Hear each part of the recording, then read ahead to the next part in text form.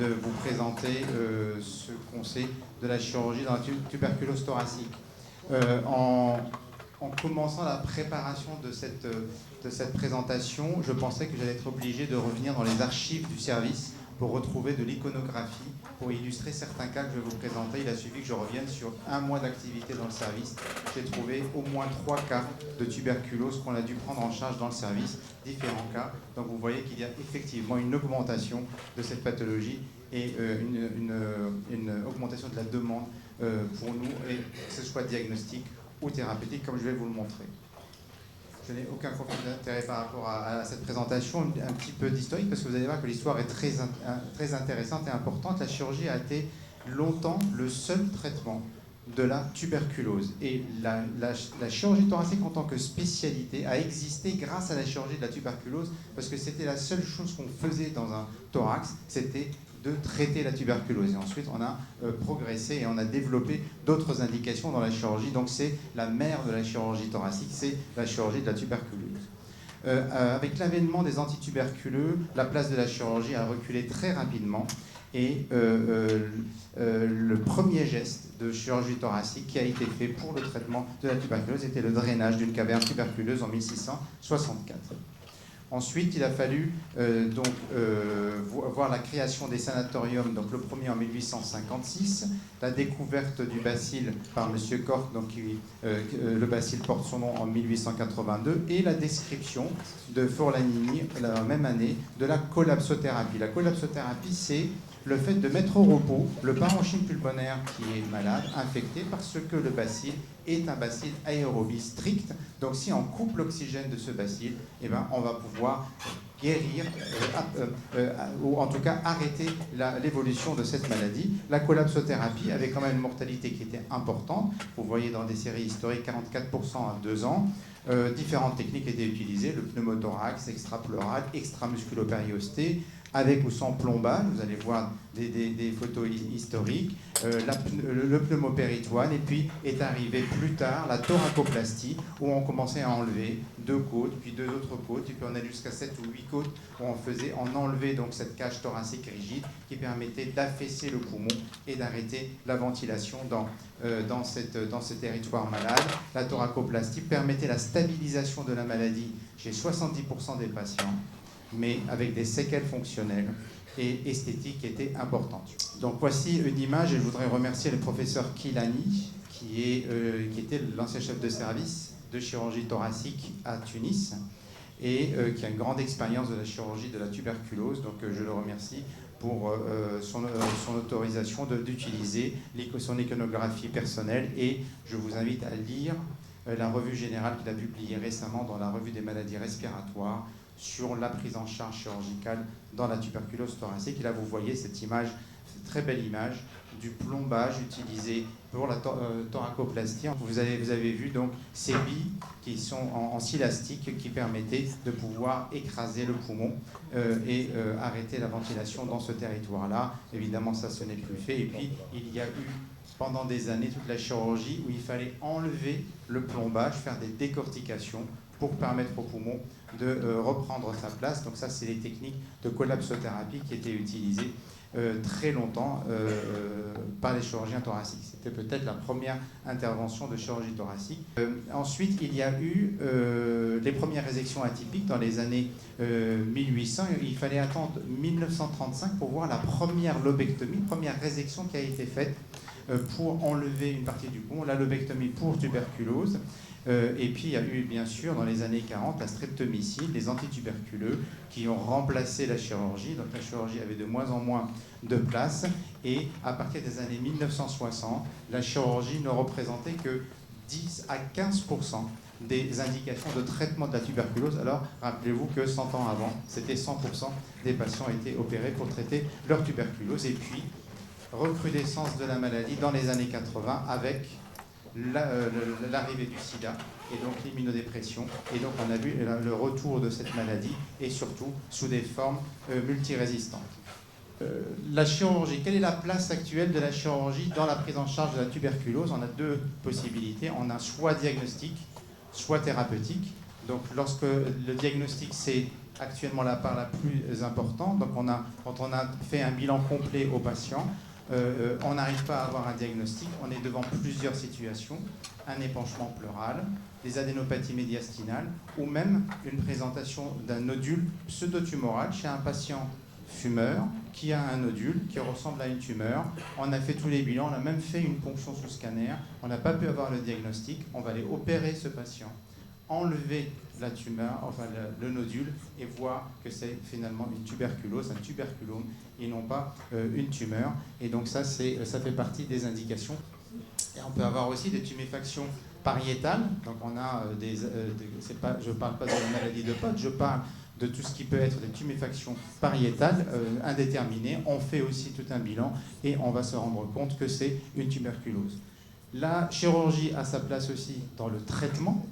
Alors actuellement, qu'est-ce qu'on traite dans la tuberculose? Soit c'est des formes de pleurésie purulente, de pleurésie tuberculeuse qui se sont surinfectées et se sont cloisonnées. Ce sont les patients qu'on prend en charge. Mais surtout, on opère les séquelles de tuberculose. La tuberculose détruit le poumon.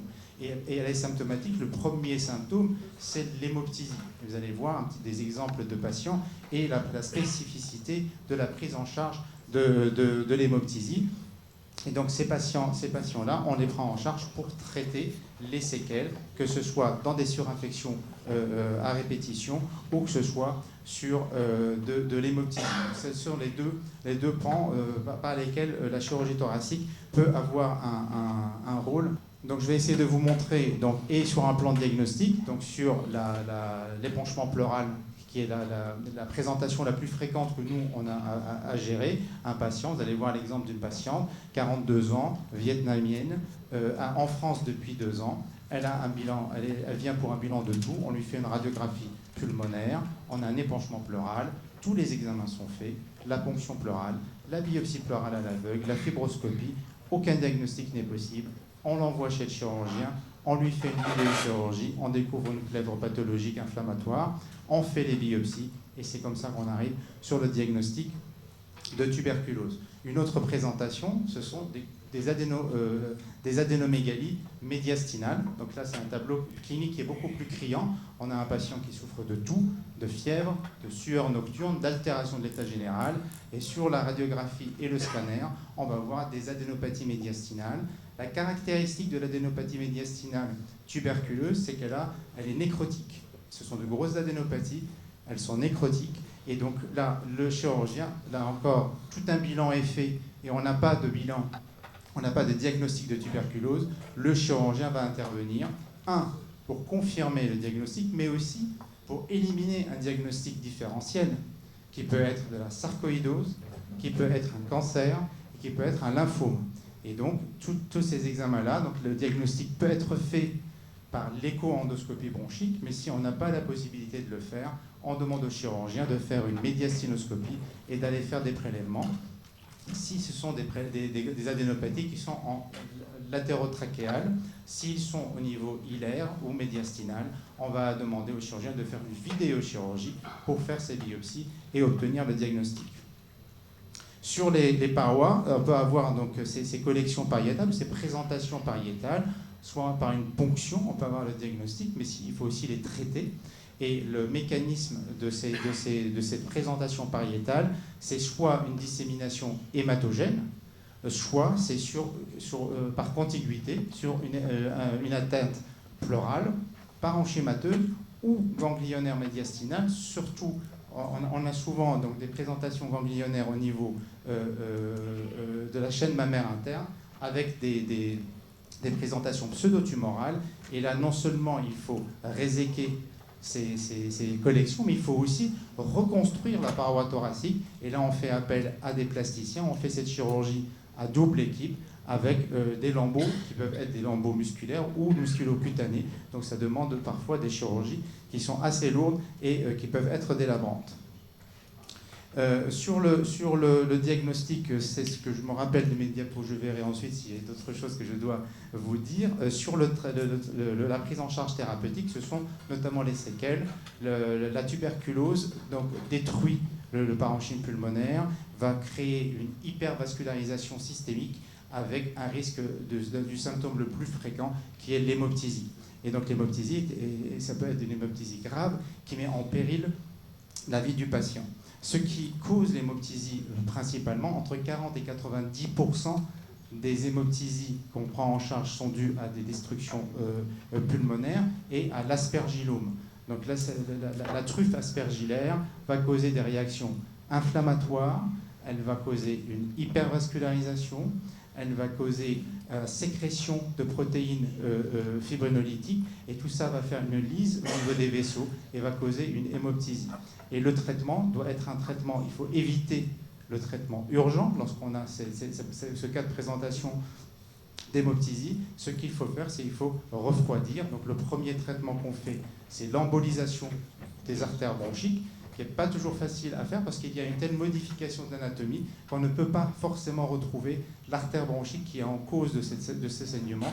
Donc les radiologues peuvent être amenés à faire plusieurs embolisations pour pouvoir arrêter le saignement. On préfère ne pas opérer les patients rapidement parce qu'il peut y avoir aussi une inondation du parenchyme pulmonaire. Cette inondation rend l'anesthésie générale, l'intubation du patient trop risquée. Donc on fait embolisation pour arrêter le saignement, on fait le traitement antituberculeux, on commence le traitement antifongique pour l'aspergillome, et une fois que le patient est stabilisé, on peut penser à la chirurgie. La préparation du patient sur un plan nutritionnel est extrêmement importante. Ces patients sont souvent dénutris et il faut leur faire donc des séjours d'habilitation, de préparation, et sur un plan respiratoire et sur un plan nutritionnel. Et une fois que le patient est préparé à la chirurgie, on va faire un bilan préopératoire qui est un bilan d'imagerie anatomique pour essayer de voir exactement qu'est-ce qui est détruit, qu'est-ce qui reste du poumon, et ensuite un bilan infectieux, donc ça c'est le contrôle de la maladie sous-jacente, et ensuite on va faire un bilan d'opérabilité. Il faut voir quelle est la fonction respiratoire du patient. On va enlever un territoire qui est détruit. Ce territoire-là n'a aucune fonction. Donc on peut même parfois améliorer le patient parce qu'on va enlever un effet shunt, un territoire qui ne ventile plus mais qui perfuse. On va enlever cet effet shunt. Mais l'importance d'évaluer l'état respiratoire du patient, c'est ses capacités à supporter l'intervention. C'est le parenchyme résiduel doit supporter la morbidité élevée de cette chirurgie qui a un risque d'infection post-opératoire. Si le patient n'a pas de fonction respiratoire qui permette de supporter cette intervention, on peut ne pas être amené à pouvoir aller à la chirurgie. Ensuite, va se poser la question de la qualité du parenchyme pulmonaire résiduel. Lorsqu'on va enlever la moitié d'un poumon détruit, on va laisser l'autre moitié qui ne va pas forcément pouvoir réoccuper le vide qu'on a laissé. Donc c'est pour ça qu'on peut être amené à faire des thoracoplasties. Et les thoracoplasties, c'est deux façons. Soit on va remplir le vide, on va ramener du contenu au niveau de la cavité thoracique en mettant un muscle. On peut prendre le muscle grand dorsal, il y a d'autres muscles qu'on va pouvoir mettre au niveau de la cavité thoracique. Soit on va affaisser la cage thoracique, donc on va faire la thoracoplastie par résection costale, on va enlever des côtes, on va affaisser la paroi thoracique et on va permettre de pouvoir éviter qu'il y ait un vide, parce que quand il y a un vide, il y a un risque d'empième et un risque d'infection et de récidive et donc de complications au long cours. Donc ça, c'est par rapport à la chirurgie de l'hémoptysie. C'est une chirurgie qui est extrêmement complexe sur un plan technique, comme je vous ai dit. Tout est détruit, on n'a plus aucun repère anatomique, tout est complètement rétracté. La plèvre est épaissie, elle est complètement encastrée dans la paroi thoracique. Elle est hypervascularisée. Lorsqu'on va décrocher cette partie du poumon, et le poumon va saigner, cette partie est très hémorragique. On n'a plus aucune individualisation du paquet bronchovasculaire. On ne peut pas reconnaître la bronche du lobe, de son artère. Tout est complètement pris dans une gaine fibreuse. Se rajoute à tout ça la présence d'adénopathie calcifiée extrêmement adhérente à l'artère qui rend cette chirurgie très dangereuse. Donc c'est une chirurgie, les conditions de cette chirurgie, c'est un petit peu l'enfer pour le chirurgien thoracique, c'est pour l'anesthésiste aussi, parce que l'anesthésiste sait très bien que, la zone détruite est en communication avec l'arbre bronchique, donc on peut envoyer, en essayant de libérer le poumon, on peut envoyer en intrabronchique beaucoup de sécrétions ou même de l'aspergillus. Donc c'est pour ça que cette chirurgie est faite par intubation sélective, où on va protéger le poumon contralatéral de toute sécrétion qui peut passer de cette zone dans l'arbre bronchique. C'est une chirurgie qui est hémorragique. Donc ces patients-là saignent en péropératoire, en post-opératoire aussi.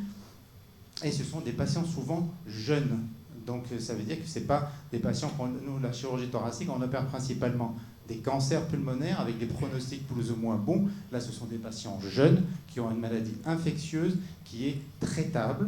Donc pour les chirurgiens, il y a un vrai challenge, enfin pour l'équipe, quand je dis chirurgien, l'anesthésiste et le chirurgien, c'est un vrai challenge de pouvoir accomplir, merci, cette chirurgie. Donc là, je viens de vous faire un petit mélange, on va essayer de récapituler les choses pour ne pas dépasser le temps non plus. Donc voilà, les lésions séquelaires, ça c'est sur la partie thérapeutique dont je vous ai parlé. Donc vous voyez qu'on peut avoir plusieurs lésions et les lésions multi-résistantes actives. Donc vous voyez cet exemple d'une jeune femme fumeuse qui a un nodule. On avait fait tout le bilan, on n'avait pas réussi à avoir un diagnostic. Il y a un hypermétabolisme au TEP scanner. On lui a fait une chirurgie de résection et on avait donc trouvé que c'était un tuberculome. Elle a été traitée pour cela. La tuberculose ganglionnaire, je vous ai décrit le ganglion, ce sont des ganglions, des adénopathies, adénomégalies qui sont volumineuses, nécrotiques et qui peuvent être compressives et qui peuvent évoluer vers la fistulisation. Le risque de l'évolution, c'est vers la médiastinite fibrosante. La tuberculose pariétale, vous voyez ici donc ces exemples-là. Le mécanisme, je vous l'ai expliqué, soit hématogène, soit par contamination locale. On fait un bilan complet, on peut être amené à faire des chirurgies d'exérèse larges.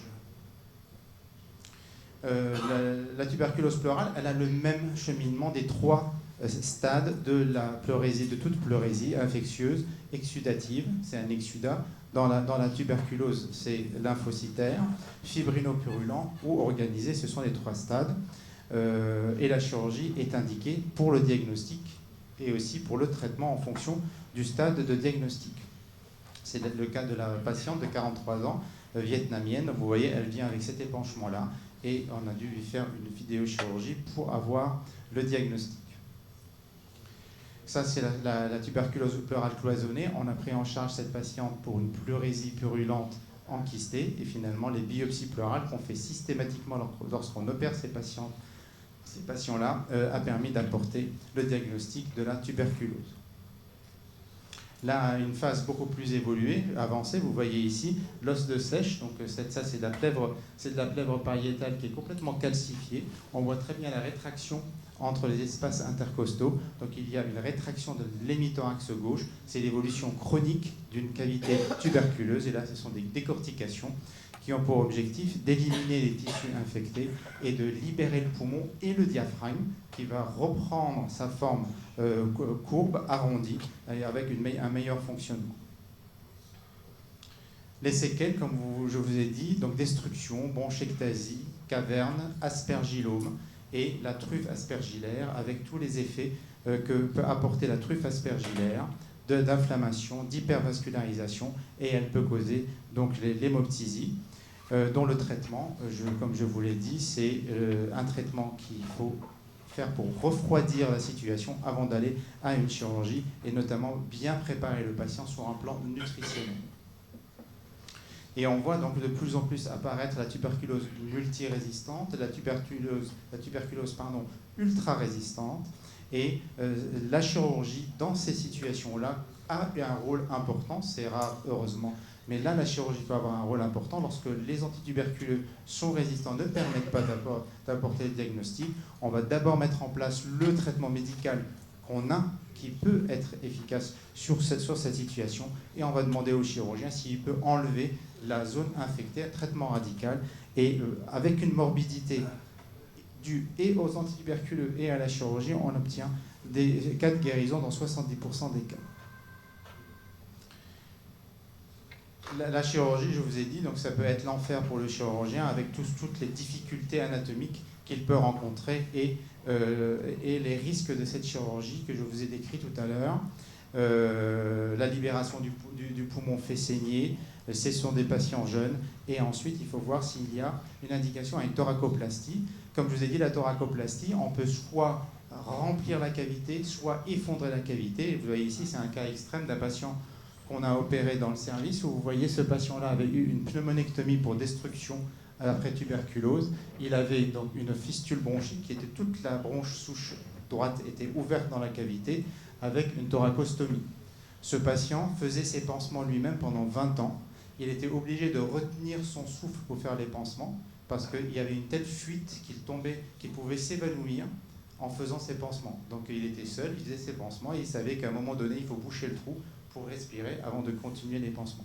Donc on a réussi, après plusieurs interventions, à lui régler son problème. Vous voyez que les séquelles de la tuberculose sont des chirurgies extrêmement lourdes. Et qui demande, voilà, ça c'est le patient après la fin de toutes les interventions. Il est chef d'entreprise, il a repris son travail, il est actif et il n'a quasiment pas d'handicap ou de limitation fonctionnelle. Le bilan préopératoire, je vous l'ai dit, le plus important, c'est de faire un bilan fonctionnel parce qu'il faut savoir si le patient peut supporter le traitement qu'on lui propose. On le prépare à la chirurgie, il faut qu'il arrête de fumer s'il est encore fumeur, arrêter l'alcool, il faut avoir un traitement antituberculeux bien conduit, traiter les foyers infectieux, faire de la kinésithérapie respiratoire, certaines équipes font de la VNI et une préparation nutritionnelle. Là, c'est une chirurgie lourde, très lourde et pour la chirurgie et pour l'anesthésie, avec souvent le besoin d'une analgésie péridurale, parce que c'est des chirurgies, notamment pour les thoracoplasties, qui est très douloureuse. Le patient non opérable, on va essayer de trouver d'autres solutions, la cavernostomie, l'irradiation. La radiothérapie peut stopper cette évolution hypervascularisée d'une lésion, ou alors par fibroscopie, aller injecter, c'est des cavités qui communiquent avec l'arbre bronchique, aller injecter un gel antifongique dans les cavités. En conclusion, donc l'histoire de la chirurgie thoracique est totalement rattachée à l'histoire de la chirurgie de la tuberculose. C'est la mère de la chirurgie thoracique, c'est la chirurgie de la tuberculose. Le sida et les flux migratoires, donc sur 2 périodes différentes, sont les principales causes de la recrudescence de cette pathologie et des formes multi- et ultra-résistantes. La chirurgie garde sa place pour le diagnostic, comme vous avez vu, dans certaines situations, et pour le traitement des séquelles, formes résistantes. C'est un véritable nouveau fléau auquel nous faisons face. Permettez-moi de profiter de cette tribune pour rendre hommage à mon père, feu le professeur Mohsen Aswad, qui était chef de service de chirurgie thoracique au CHU de Damas. Il a fondé une école française de chirurgie thoracique à Damas et il a participé dans les années 70 à l'éradication de la tuberculose. Donc il y avait la campagne de vaccination et la chirurgie des séquelles que lui menait. Et donc c'est grâce à ces efforts-là qu'il y a le résultat actuel du contrôle de la tuberculose en Syrie. J'ai retrouvé plusieurs publications, pour certaines elles ont 60 ans, en 1957, sur les résultats de la chirurgie de la tuberculose en chirurgie thoracique. Merci pour votre attention.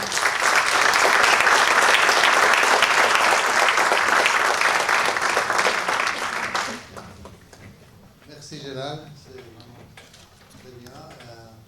Ceux qui ne sont pas des chirurgiens, peut-être que ça va être difficile, mais pour nous les chirurgiens, c'est vraiment très utile et ça renouvelle un petit peu dans notre esprit la chirurgie thoracique.